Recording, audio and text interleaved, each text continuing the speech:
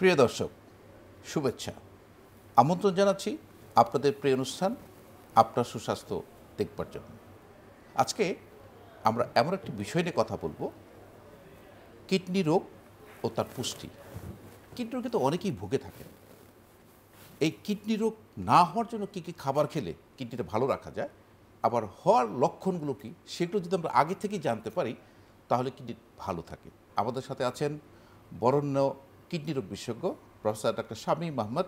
তিনি প্রাক্তন পরিচালক, জাতীয় কিডনি ইনস্টিটিউট ও হাসপাতাল। তার সাথে আছেন বিশিষ্ট পুষ্টিবিদ ফাহমিদা করিম। তিনি রেনেসা হসপিটালে কর্মরত আছেন। আপনাদের দুজনকে স্বাগত আমাদের স্টুডিওতে। ধন্যবাদ। প্রথমে যে প্রশ্নটি আপনাকে করবো স্যার, যে কিডনি আসলে নর্মাল ফাংশনটা কি? আমাদের বডি মেরুদণ্ডের পাশে দুইটা সিমেন্ট বিচির আকারে, এটা দৈর্ঘ্য হলো 9 to 11 সেন্টিমিটার, দ্যাট অর্গান, এটা হলো পেয়ার্ড অর্গান। একটা ভালো জিনিস হলো একটা কিডনি যদি নষ্ট হয় আরেকটা কিডনি দিয়ে কিন্তু আপনি সম্পূর্ণ সুস্থ থাকতে পারেন। এই জন্য আপনি কিন্তু একটা কিডনি ডোনেশন করতে পারেন। এই একটা কিডনি হয়তো জন্মগতভাবে অথবা কোনো কারণে ফেলে দিলেও আরেকটা কিডনি দিয়ে কিন্তু সম্পূর্ণ সুস্থ থাকে। এই যে আমরা protein, fat, carbohydrate, minerals, vitamin, drugs যাই খাই, এটা মেটাবলিক এন্ড প্রোডাক্ট, খারাপ জিনিসটা কিডনি দিয়ে বের হবে। অর্থাৎ আমরা পরিশোধিত, অর্থাৎ পিউরিফিকেশন, ফিল্টারেশন অফ দ্য বডির যে ওয়াস্ট প্রোডাক্ট, এইটা হলো প্রথম কাজ। দ্বিতীয় কাজ হলো আমাদের বডিতে লবণ এবং যা ঘাটতি, সেই বা লবণ বেশি হলো, এটাও কিন্তু কিডনি কন্ট্রোল করে। আরেকটা ইম্পর্টেন্ট জিনিস হলো রক্তচাপ, ব্লাড প্রেশার, সেটাও কিন্তু কিডনি কন্ট্রোল করে। অর্থাৎ দুইটা কিডনি যখন 90% ড্যামেজ হবে তখন কিন্তু ব্লাড প্রেশার হবেই। আবার এটাও যেমন সত্য, আবার উচ্চ রক্তচাপ থাকলেও কিন্তু কিডনি ড্যামেজ হয়। একটা কজ, একটা ইফেক্ট। চতুর্থ কারণ যেন এখান থেকে কিছু হরমোন তৈরি হয়, যেমন ভিটামিন ডি। আবার রক্ত তৈরির জন্য ইরিথ্রোপয়েটিন একটা হরমোন আছে, সেটা কিডনি ড্যামেজ হয়ে যায়। আমরা প্রায় দেখি যে কিডনির রোগীরা যখন 80% ড্যামেজ থাকে, তার রক্ত শূন্যতা থাকে, তখন কিন্তু আমরা একটা ইনজেকশন দিই, কারণ এটা তৈরি হয় না, এটা আমরা বাইরের থেকে দিতে হয়, একটু দাম বেশি।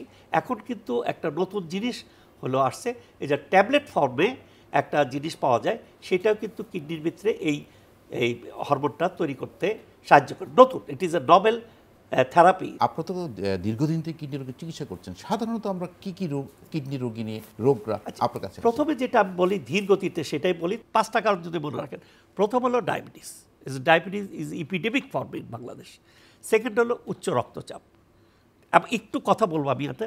থার্ড হলো নেফ্রাইটিস নামক একটা রোগ আছে, যেটা প্রদাহ বলি, কিডনিতে ছাঁকনিতে হয়, প্রোটিন লস হয়, ব্লাডে অ্যালবুমিন কমে যায়, কমে গেলে শরীরের পানিটা বের হয়ে যায়, এটা একটা। চতুর্থ কারণ হলো রাস্তা যদি ব্লক থাকে, যদি দুইটা কিডনিতে পাথর থাকে বা রাস্তা, মূত্রনালী, মূত্রথলি বা পেশাব রাস্তায় যদি রাস্তা ব্লক থাকে, ব্যাক প্রেশারে কিডনি ড্যামেজ করে। পঞ্চম হলো কিছু জন্মগত রোগ আছে, যেমন পলিসিস্টিক কিডনি যেটা আছে, যেমন একটা দুইটা সিস্ট কিন্তু কোনো ক্ষতিকারক না। সিস্ট হলো ভিতর পানির চাদর। যদি অসংখ্য সিস্ট থাকে একটা কিডনি, 40টা পদ, তাহলে কিডনির ফাংশন তো করতে পারবে না, সেই ক্ষেত্রে কিডনি ড্যামেজ হয়। আরেকটা জিনিস মনে রাখতে হবে, যখন জন্মগত রোগ একটা থাকে, সাথে আরও কিছু জন্মগত রোগ থাকে।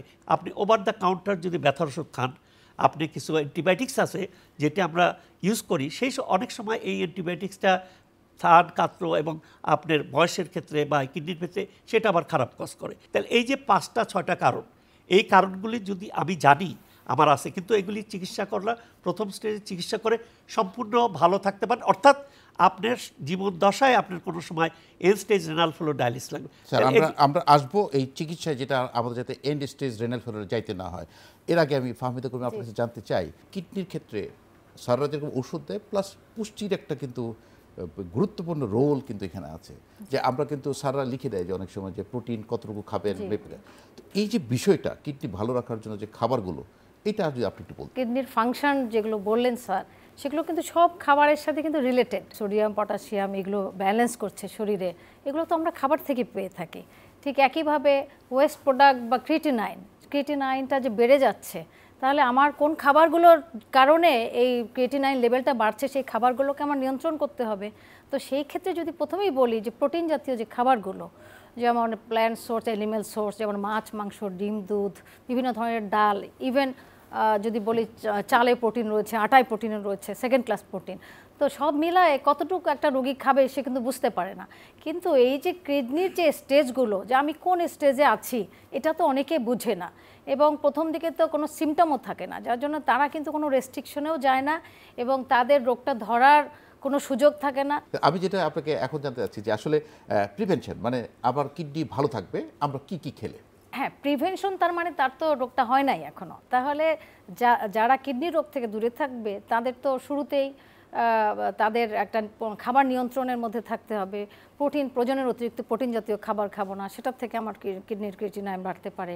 তারপরে আমি একটা ব্যালেন্স ডায়েট, মোট কথা একটা সুষম খাবার মেনটেন করবো। তারপরে যে যখন তখন যে বাহিরে খাওয়া হচ্ছে, ফাস্ট ফুডগুলো খাওয়া হচ্ছে, প্রসেসড ফুডগুলো খাচ্ছে আজকাল বেশিরভাগ, দেখেন আমাদের লাইফস্টাইলের কারণে এই যে ডায়াবেটিসটা কিন্তু এই যে এগুলোর কারণে ওজন বেড়ে যাচ্ছে, এবং ওজন একটা রিস্ক ফ্যাক্টর ডায়াবেটিসের। তো ডায়াবেটিস একটা বড় কারণ কিডনির, এই দীর্ঘদিন কিডনির। তো আমরা যদি ডায়াবেটিসটা কন্ট্রোল, যাদের না হয় নাই তারা যেন সচেতন থাকে যে আমার কি কি মিষ্টি জাতীয় বেশি খাবার খেলে বা বেশি ওজন বেড়ে গেলে আমার ডায়াবেটিস হতে পারে, ডায়াবেটিস হলে আমার কিডনির রোগ হওয়ার সম্ভাবনা বেশি থাকে। ঠিক একইভাবে আমরা যদি লবণটাকে পরিহার করি, প্রয়োজনের অতিরিক্ত পানি পর্যাপ্ত পরিমাণে খেতে পারে, কিন্তু যদি কারো কিডনি রোগ থেকে থাকে তাকে অবশ্যই চিন্তা ভাবনা করে তার শরীরে পানি জমছে কিনা পরামর্শ অনুযায়ী তাকে পানি খেতে হবে। যদি আপনার রোগটা না হয় তাহলে ফলমূল আমি পর্যাপ্ত পরিমাণে খেতে পারি, শাকসবজি আমি পর্যাপ্ত পরিমাণে খেতে পারি, আমি ব্যালেন্স ডায়েটে থাকবো। পাশাপাশি যেটা আমি তো এটা খাবারের ব্যাপারটা বললাম, কিন্তু লাইফস্টাইলে যে হাঁটার একটা ব্যাপার, যে এই হাঁটলে যে আমার একটা স্ট্যান্ডার্ড ওয়েট আছে সেটা আমি মেনটেন করতে পারবো, আমি একটু স্বাভাবিক ফিজিক্যাল অ্যাক্টিভিটিস কাজকর্মগুলো আমি তো করতে পারি। প্রফেসর ডক্টর শামীম স্যার, আপনার কাছে যেটা জানতে চাই, এই প্রেশার থেকে, উচ্চ রক্তচাপ থেকে কিভাবে কিডনি ড্যামেজ? কিডনির যে ড্যামেজের মেইন কারণ হলো কিডনির একটা ফিল্টারের, এই যে ছাঁকনি, অসংখ্য ছাঁকনি আছে, 1 মিলিয়ন ফিল্টার আছে, এই ফিল্টারে একটা প্রেশার আছে। এই প্রেশারটা যদি বাইরে যায় তাহলে আপনি কিডনির ড্যামেজ হবে। এই প্রেশারটা অনেকভাবেই বাড়তে পারে, আমরা বলি গ্লোবুলার ক্যাপিলারি প্রেশার। সেই প্রেশারটা ব্লাড প্রেশারের সাথে প্রেশারটা বেড়ে যায়, ডায়াবেটিস থাকলে প্রেশার বেড়ে যায়, অবস্ট্রাকশন থাকলে প্রেশার বেড়ে যায়, এবং শুধু প্রেশার মানে যে প্রোটিন লিক করে সেখানেও কিন্তু কিডনির প্রেশার, এখন প্রেশারটা যদি কমাইতে পারেন তাহলে কিন্তু আপনার কিডনির ফিল্ট্রেশন কম হবে। ফিল্ট্রেশন হলে প্রোটিন লিক করে ধীরে ধীরে কিডনি ড্যামেজ হয়, গ্লোবাল স্ক্লেরোসিস হয়, এবং যে কোনো জায়গায় যদি ইনফ্লামেশন থাকে, ইনফেকশন থাকে, আলটিমেটলি দেখবেন যে সেটা ছোট হয়ে যায়। যেমন আপনার জন্য কোথায় কাটা থাকে, সেই কাটলে যখন এটা ফাইব্রোসিস হয়, ফাইব্রাস টিস্যু হয়, ওইখানে কিন্তু কোনো সোয়েটিং হবে না, হেয়ার ফলিকল থাকবে না, ওটার কোনো ফাংশন থাকে না, যে কোনো জায়গায়। কিডনিরও সেরকমই, ওইখানে যদি কোনো ইনফ্লামেশন থাকে, ডায়াবেটিস জনিত বা নেফ্রাইটিস জনিত, আলটিমেটলি ওইটা ফাইব্রোস গ্লোবাল স্ক্লেরোসিস বলি বা ফাইব্রোসিস বলি, সেটা ছোট হয়ে যাবে। এবং সেই জন্য যে যাদের ক্রনিক কিডনি সাইজটা যেটা নর্মাল 9-11, সেটা 8 সেন্টিমিটার নিচে গেলে আমরা ওই কিডনিটা ছোট ধরি, accept in case of diabetes. Diabetes একটা অদ্ভুত রোগের রোগ, এবং 1/3 অফ দ্য কিডনি সাইজ বেড়ে যায়, এসব কিছু বেড়ে যায়। এই জন্য বড় হয় যখন কিডনি ড্যামেজ হলেও কিন্তু কিডনি সাইজ ঠিক থাকে। এই জন্য বড় কিডনির একটা ডিফারেন্সিয়াল ডায়াগনোসিস হলো ডায়াবেটিস। এই যে বাচ্চারা তারা কোনো খেলার জায়গা পায়, তারা কি করে, কম্পিউটার অ্যান্ড ফাস্টফুড, খেলার কোনো স্কোপ নাই তাদের, তারা স্কুলে যায়, আসলো কম্পিউটার আর ফাস্টফুড, তাদের ছোটোবেলার থেকে তারা ওবেস থাকে, এবং বড় হলে সেটা ওবেসিটি থাকলে কত কমপ্লিকেশন হয় আপনি চিন্তা করতে পারবেন না। এখন এই যে জিনিসগুলি একটার সাথে আরেকটা ওতপ্রোতভাবে জড়িত থাকে। আপনার ডায়াবেটিস থাকলে লিপিড প্রোফাইলের গণ্ডগোল থাকবে, ওবেসিটি থাকবে, সেইগুলি উনি যেটা বললেন যে lifestyle modification is very important. একটা জিনিস মনে রাখবেন, সব কিছুই কিন্তু জেনেটিক, যেহেতু ফাদার মাদার ওই লোকের ডায়াবেটিস হবেই। জেনেটিক ফ্যাক্টর এনভায়রনমেন্টে রিভিল করে, কেউ আগে করে কেউ পরের করে, তাইলে তার কেয়ারফুল থাকতে হবে যে আমার জানি ডায়াবেটিস না হয়, আমি খাওয়াটা নিয়ন্ত্রণ করব, কার্বোহাইড্রেট কম খাবো, হাঁটবো, বডি লাইফস্টাইল মডিফিকেশন করব। ইব্রাহিম সাহেব একটা বলতো, ডিসিপ্লিন লাইফ লিড করলে ডায়াবেটিস থাকলে তারা নর্মাল রোগের থেকে বেশি বাঁচে, কারণ তারা সচেতন। অ্যাওয়ারনেস দরকার, সচেতনতা, কেন সেটাই খুব জরুরি। আপা 4 দিনের ছুটি পেলাম, তাই ফ্যামিলি নিয়ে ঘুরতে যাব। আপনি কোথাও ঘুরতে যাবেন? আমরা কি আপনার মতো এত নিশ্চিন্ত? ব্যবস্থা নিলেই নিশ্চিন্ত হওয়া যায়। ভাগ্যিস ডাক্তারের পরামর্শক্রমে আমি সর্বাধুনিক স্বল্পমাত্রার জন্ম নিয়ন্ত্রণ পিল রোজেন 28 গ্রহণ করেছিলাম। এলো রোজেন 28, যা জন্ম নিয়ন্ত্রণ পিলকে করেছে অধিকতর সহনীয় ও কার্যকর, এবং ওজন বৃদ্ধি ও উচ্চ রক্তচাপের মতো প্রধান পার্শ্ব প্রতিক্রিয়া থেকে মুক্ত। রোজেন 28 4th generation birth control pill. Fahmida Karim আপনার কাছে আসছি। স্যার যেমনটি বললেন যে ডায়াবেটিস যদি কন্ট্রোল থাকে, নিয়ন্ত্রণে থাকে, তাহলে কিন্তু কিডনির যে রোগ যেটা সিকিডি হওয়ার সম্ভাবনা ঝুঁকিটা অনেকটা কমে যায়।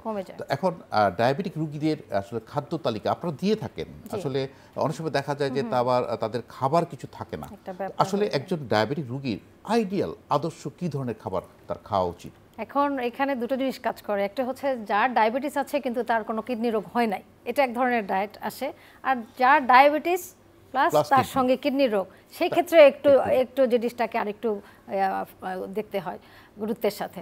যেমন একজন রোগী তার যদি শুধু ডায়াবেটিস হয়, স্যার যেটা বললেন, প্রথমে আমরা ডায়েট দিয়ে তাকে করি, লাইফস্টাইল মডিফিকেশন এবং ডায়েট। তো ডায়েটের ক্ষেত্রে বোঝাই যায় যে হাই গ্লাইসেমিক ইন্ডেক্স যেটা আমরা বলি, যে আমরা কার্বোহাইড্রেট শর্করা থেকে সুগার পাচ্ছি, আমরা সিম্পল সুগার থেকেও সুগার পাচ্ছি। তো ডিরেক্ট যে সাদা চিনি, সাদা চাল, এগুলো আমার রক্তের যে সুগারটাকে খুব তাড়াতাড়ি রাইজ করবে। তার মানে গ্লাইসেমিক ইন্ডেক্স যেটা বলে, যে খাবারগুলো গ্লাইসেমিক ইন্ডেক্স বেশি ডায়াবেটিস রোগীকে, সেই খাবারগুলো একটু দূরে থাকতে হবে সেই খাবারগুলো থেকে। গ্লাইসেমিক ইন্ডেক্স কম কোনগুলো খাবারে, যেমন ফলগুলো, টক ফলগুলো থাকতে পারে, শাকসবজিগুলো থাকতে পারে, লাল চালে থাকতে পারে, গ্লাইসেমিক ইন্ডেক্স কম। তার মানে এগুলো খাবো, আমি পরিমিত খাবো, এবং এগুলো আমার রক্তের সুগারটা খুব ধীরে ধীরে স্লোলি বাড়াবে। তো ডায়াবেটিস রোগীরা যদি এইভাবে সুগার কন্ট্রোল করে এবং ফ্যাট কন্ট্রোল করে ওজনটাকে স্বাভাবিক রেখে প্রতিদিন যদি একটা টাইমলি, সপ্তাহে অ্যাটলিস্ট 5 দিনও যদি 30 মিনিটস করে হাঁটতে পারে এবং সুন্দর একটা লাইফ মেনটেন করে, তাহলে আমার মনে হয় যে ডায়াবেটিস থেকে দূরে মানে যাদের রোগ হয়নি তারা ডায়াবেটিস থেকে দূরে থাকবে, এবং যাদের অলরেডি হয়ে গেছে ডায়াবেটিক পেশেন্টরা, তারা এই ডায়েটারি ফলো করে তারা ভালো থাকতে পারবে। এবং তারা যদি ডায়াবেটিসটা কন্ট্রোলে রাখতে পারে, তাহলে কিন্তু এই যে কিডনি যদি রোগটা নাও হয়ে থাকে, তাহলে কন্ট্রোলে রাখতে পারে দীর্ঘদিন। এখানে একটু ভুল বোঝাবুঝি আছে, যেমনটা অনেক ডায়াবেটিস রোগী মনে করে, বা অনেকে বলে থাকে ভাত খাবো না, রুটি খাবো। এটা হচ্ছে যে অনেক ডায়াবেটিস রোগী আছে, আপা আমি রাত্রে ভাত খাই না, আমি রুটি খাই। তো প্রথম কথা হচ্ছে যে দুটো রুটি থেকে একটা নির্দিষ্ট পরিমাণ ক্যালোরি আসবে। ঠিক একইভাবে আমি যদি দুটো রুটির বদলে আমি যদি 1 কাপ ভাত নিই, আমার কিন্তু ক্যালোরি রেটটা সেম থাকছে, শুধু রুটি এবং ভাতের পার্থক্য, একটাতে গ্লাইসেমিক ইন্ডেক্স একটু কম, সেটাকে প্রিফার করা হয়, একটাতে গ্লাইসেমিক ইন্ডেক্স একটু বেশি। এখন আপনি যদি 1 কাপ ভাত খেয়ে শাকসবজি দিয়ে খেয়ে যদি আপনি একটু মুভমেন্টে থাকেন, একটু আপনি যদি সেটাকে যদি না জমাতে চেষ্টা করেন, একটু যদি আপনার হাঁটাহাঁটি থাকে, তাহলে 1 কাপ ভাতে আপনার কোনো প্রবলেম নাই। আর যদি আপনি ইনসুলিন ডিপেন্ডেন্ট রোগী হয়ে থাকেন, আপনি যদি ইনসুলিন নেন, আপনি ভাত খেতে আপনার 1 কাপ ভাত এবং 1 কাপ রুটি আপনার, বরং যারা ইনসুলিনের পেশেন্ট তারা দেখা যায় মাঝরাতে তারা কিন্তু হাইপোগ্লাইসেমিয়া, যেটা ব্লাড সুগার কমে যায়। তো সেক্ষেত্রে চিনি সরাসরি অ্যাভয়েড করা ভালো, কিন্তু যার হাইপোগ্লাইসেমিয়া হয়ে যাবে, বেশি কমে যাবে সুগার, তাকে চিনি ডিরেক্ট খেতে হতে পারে। এই ক্ষেত্রে এটা। আর ডায়াবেটিক কিডনি পেশেন্টের ক্ষেত্রে একটা ব্যাপার ঘটে যায়, যেটা পেশেন্টরা বেশিরভাগই যারা আমার কাছে আসেন, তারা যেটা করেন যে তাদের ডায়াবেটিস, তারা কার্বোহাইড্রেটও খাচ্ছেন না, এদিকে তারা প্রোটিনও নিচ্ছেন না, দেখা যাচ্ছে তারা ম্যালনারিশড হয়ে যাচ্ছেন, এবং তাদের ইউরিন যদি টেস্ট করা হয়, ইউরিনে সুগারও যাচ্ছে, ইউরিনে প্রোটিনও, অ্যালবুমিনে চলে যাচ্ছে। সেই ক্ষেত্রে রোগীগুলোকে আমি যেটা করতে পারি যে এডিকুয়েট কার্বোহাইড্রেট থাকবে, ইনসুলিন নিচ্ছেন হয়তো তারা যেটা খাবেন সেটার একটা পরিমাণ, তার এজ, তার অন্যান্য অবস্থা বুঝে আমরা একটা ক্যালোরি রিকোয়ারমেন্ট করে কার্বটাকে তার সেট করে দিই আমরা। সেই ক্ষেত্রে ভেজিটেবলসগুলো যদি দেখি কিডনির লেভেলগুলো আপনার পটাশিয়াম লেভেল বেশি, সেক্ষেত্রে রেস্ট্রিক্টেড করে দিই। আদারওয়াইজ তাদের জন্য পটাশিয়াম রিলেটেড যে আপনার যে শাকসবজি, ফলমূল, এগুলো রেস্ট্রিকশনের প্রয়োজন পড়ে না এতটা।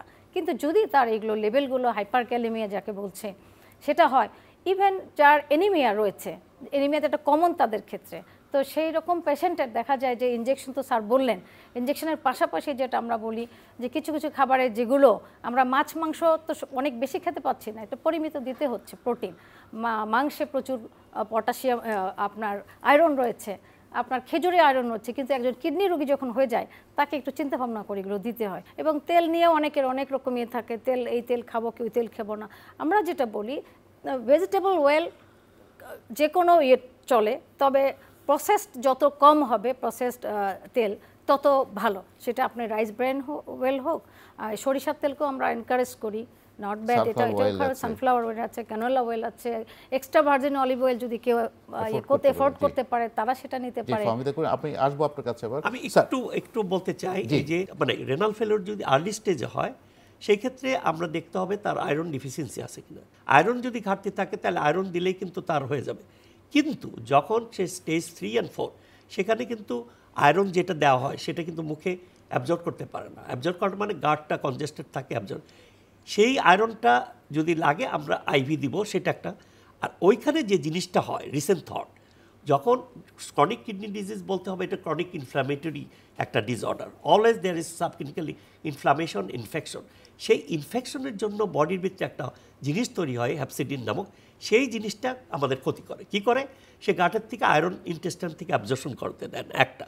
2 নম্বর, আয়রন তো যে আরবিসিটা এটা 120 দিনের পরে ভেঙে যায়, ভেঙে গেল ওই আরবিসিটা কিন্তু বডিতে থাকার কথা, সেই জিনিসটা কিন্তু রেটিকুলার এন্ডোথেলিয়াল সিস্টেম বড বুঝবে না, সেলের ভিতরে ঢুকে যায়। এখন এই হ্যাপসিডিন করে কি, ওই সেলের থেকে আয়রনটা বাইর করতে দেয় না, একদিকে অ্যাবজর্পশন করতে দিয়েছে না ওইখানে। তার মানে বডিতে আয়রন আছে কিন্তু ফাংশন করার জন্য আয়রন পাওয়া যাচ্ছে না। সেই ক্ষেত্রে এখন নতুন একটা ড্রাগ প্রোপাইল হাইড্রোডিয়াজোন ইনহিবিটর দিয়ে আমরা ওই ইয়েটারে বের করে আনতে পারি, হ্যাপসিডেনটা কমিয়ে দিয়ে ওই আয়রনটা বের করে আনতে পারি। সেই ক্ষেত্রে কিন্তু আমার বেটার আয়রন মেটাবলিজম হবে রেদার দেন গিভিং। আমরা বডিতে আমার স্টোর ঠিক আছে, সবই ঠিক আছে, কিন্তু আয়রনটা বের হচ্ছে না। So this is the recent thought. হ্যাঁ, কাজে অনেক ক্ষেত্রে আয়রন যে কম থাকে তা না, তবে যে কোনো সময় আপনার প্রথমে আয়রন ঘাটতি আছে কিনা এটা আমরা পরীক্ষা করে নিতে পারি। সেরাম আমরা আয়রন করি, আয়রন বাইন্ডিং ক্যাপাসিটি করি, ফেরিনটিন করে টি-সেট স্যাচুরেশন দেখে আমরা কিন্তু বের করে নিই।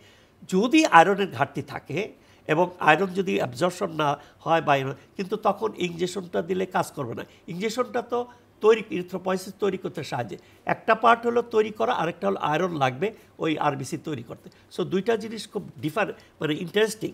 আমাদের এখন যে নিউ থট, এই থটের অনুযায়ী আমরা বলবো আয়রনের ঘাটতি থাকলে ঘাটতি আপনার প্রথমে রিপ্লেসমেন্ট করেন, তারপর ওই ইনজেকশনটা দেন।